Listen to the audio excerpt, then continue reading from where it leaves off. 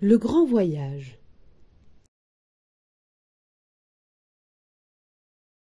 Petit-O rêve de voyager, mais Gros Bidon ne veut pas la laisser partir. Et il a raison. Il fait trop chaud, trop froid. La goutte d'eau parviendra-t-elle à réaliser son rêve?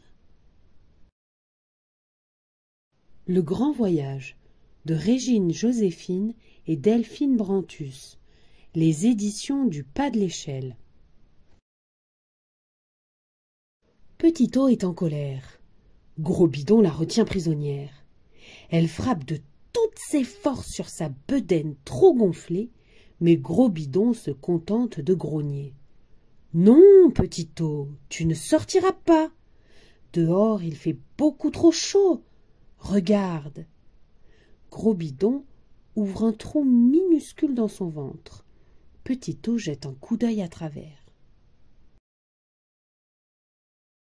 Tout en bas, les fleurs sourient au soleil. Au loin, les enfants construisent des châteaux de sable, et au-dessus, une vapeur voltige sur la mer et s'enroule dans les vagues. « Oh !» s'exclame Petit-O. « Moi aussi je veux danser sur l'eau. Laisse-moi partir, Gros Bidon, je te promets de revenir. » « Non, Petit-O, » répond le nuage. « Cette vapeur va disparaître dans le vent. Si tu plonges dedans, je ne te retrouverai jamais. » Et il se laisse glisser sur la brise d'été. Dans son ventre, Petit-O ronchonne.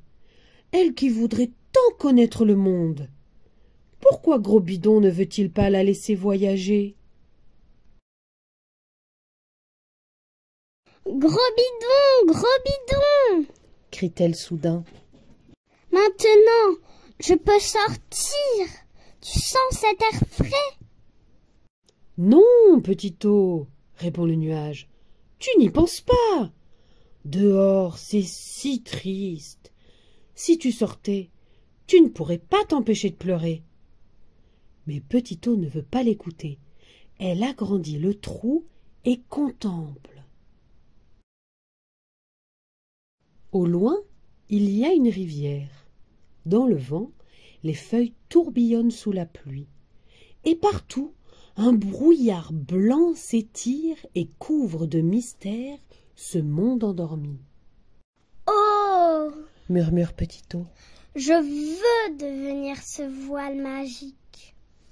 Gros Bidon, s'il te plaît, fais-moi confiance, je reviendrai. » « Non, Petit-O, » répète le nuage. « La brume d'automne est lourde et elle étouffe.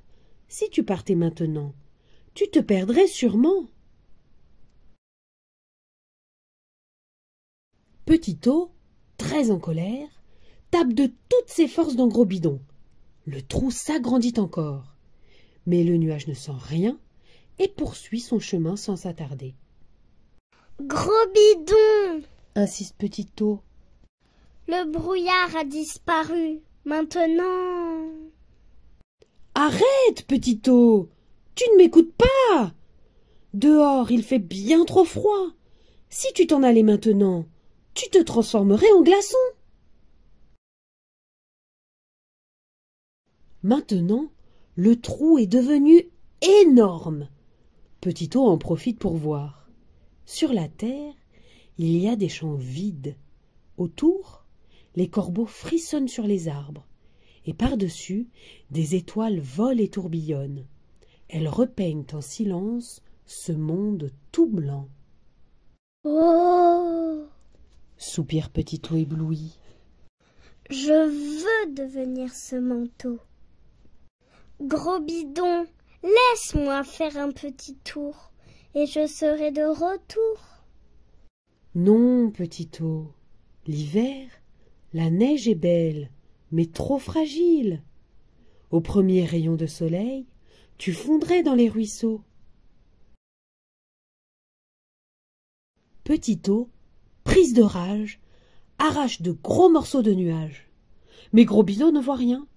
Il se laisse porter par la bise. « Attends !» crie Petit-O.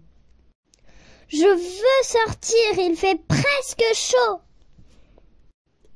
Non, petit eau, dit Gros Bidon énervé. Il n'en est pas question. Dehors, l'orage gronde. Tu n'entends rien?